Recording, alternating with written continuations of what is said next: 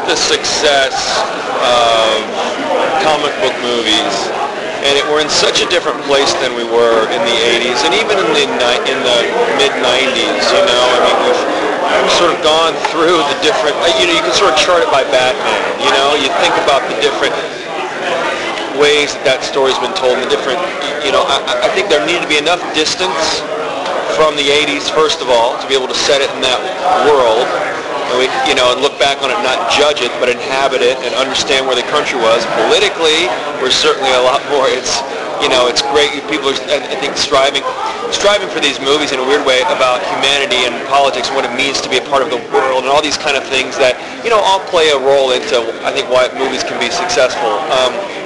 But I also think just the way that, you know, the way that this, when the graphic novel came out and how that played a role into the world of comics, you know, embracing it, attacking it at the same time.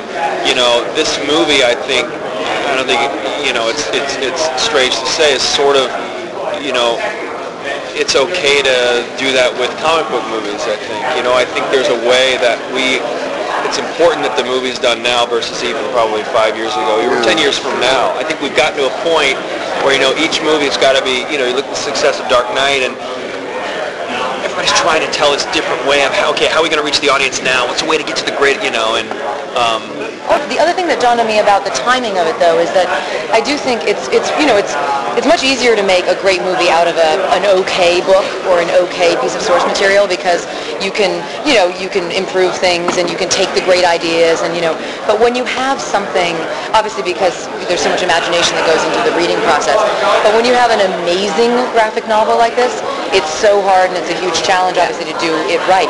And I think that the team that came together for this took 20 years to come together, and I think it is the right group of people, you know, Zach at the helm, and sort of who cast actors who, you know, we were talking about this earlier, but who kind of disappear or morph into these characters. So it's much less about who's in the movie or who's directing it, as much as like, here we are, let's present this story as sort of realized as it can possibly be, and as authentic.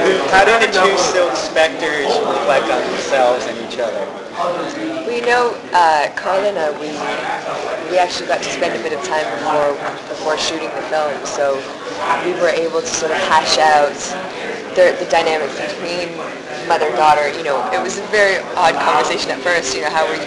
Because you're peers, and you're like, okay, yeah, you know, you're going to be my mother now. But we actually found a sort of common streamline is that we actually both have mothers that have some sort of aspect of Silk Spectre #1, not as far as, but there was certain, I mean, every relationship has, you know, you can find something to associate with. So I think it was a really sort of lovely relationship that we built before we even started shooting, so that it became more real as far as the dynamic of the dynamics of those characters.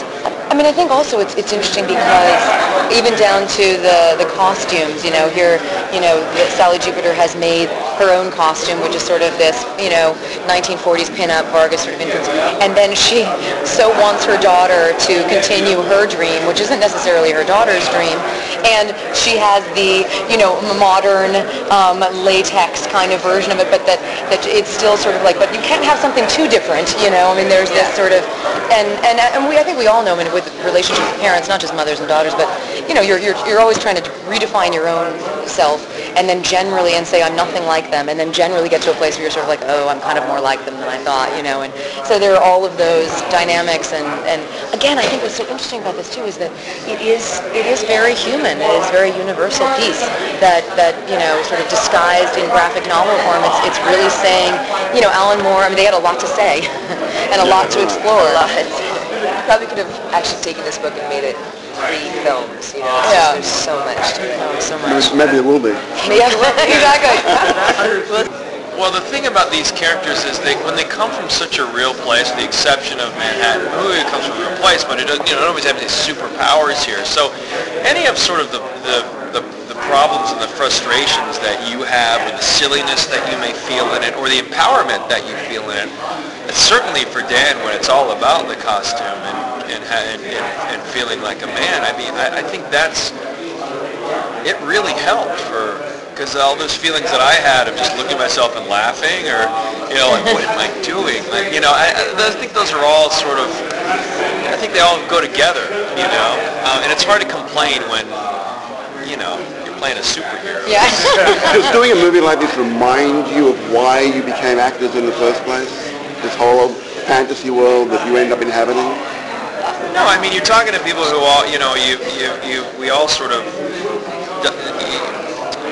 it's not like we made a career out of superhero movies, so I think we all sort of approach it from, costume is a costume. I don't know. I have to say, I guess what I would say about in terms of, you always are looking for every project to remind you of why you started to do, anything and be inspired. But I remember saying to Zach and Debbie at one point, I said, this feels like the smallest big movie I've ever done. And I said I meant it as the biggest compliment because it felt like we were making a little tiny, collaborative, family-like environment, intimate process, which very rarely comes with a movie of this kind of budget. And meanwhile, we're making this gigantic, superhero movie. And he obviously cast people very specifically for that. We were all in sync with each other, and a lot of perfectionists involved, which is good. Did you get that feeling based on the source material, or just how Zach was treating the actual filmmaking process? I was referring actually to the way Zach was treating the I think filmmaking it's process. Zach. I mean, You had a lot of other things from the source material, but that one was really, they created a real... Yeah. I was going to say, doctors individually, how do they keep up the tension? Because this is more a really serious piece, and it's very political in a sense. And for you in the movie, with all of the generated effects that they had to do, how did they keep you tense in those situations in the studio? We didn't really, I keep hearing about, the CGI work is unbelievable in the movie, but we didn't really, I've done many other movies where I felt like I was acting with a dot, or the other person was, this was not that type of movie, or I know, yeah, exactly. Yeah, there's really, I think he made I remember talking to him about 300 versus this in that way, and I did Sin City, which was almost exclusively green screen. And I was saying, are we going to do a lot of green screen? I was curious because he created such an amazing world in 300. And he was like, no, with this one, it's like, it has to be this tactile, 1980s, grimy, New York, human flesh, very much more. So there were a few things, but I remember even on the New York streets, I think there was one wall of green screen that will be in the distance. Yeah. But it never felt, except for Mars, I think, or, you guys had a couple more things, but it definitely felt really... very, very little. Very real. Yeah. Antarctica. We didn't go to Antarctica. Yeah. Right. Being on Mars, I think you kind of touched upon Being it. on Mars. Being on Mars. You haven't said it starts with being on Mars. But doing that green screen, and I think you touched upon it, it's just that you have at least an actor to be acting with it. You're there, you're in the moment no matter what. You don't forget what you're doing or what you're talking about. It doesn't really have to do with what's around you. So we got lucky in that sense that there just was so much, so dense, so that you're never allowed to get out of your character, because there just isn't a moment where you can. Are you guys stressed out about the whole fan expectation of something like this, when you have these thousands of people watching this footage, and the expectations of this movie are huge? Well, you can't get caught up in that, one, because we've shot it and it's done, so we'll see, and also, I think you just have to know that you've got a director who loves if you're a fan, that loves the book as much as you do, and wants to do it as faithful as he can be, given the circumstances and the medium, and that's really all that you can concentrate on, because you want to make a film that the fans enjoy and that they've been waiting for, but they're going to have their whole ideas of, but there's nothing you can do as actors, and you sort of just have to trust, one, the work that we've done, the dedication that everybody that's been a part of this has had, and the focus that everyone has had, and just trust in that.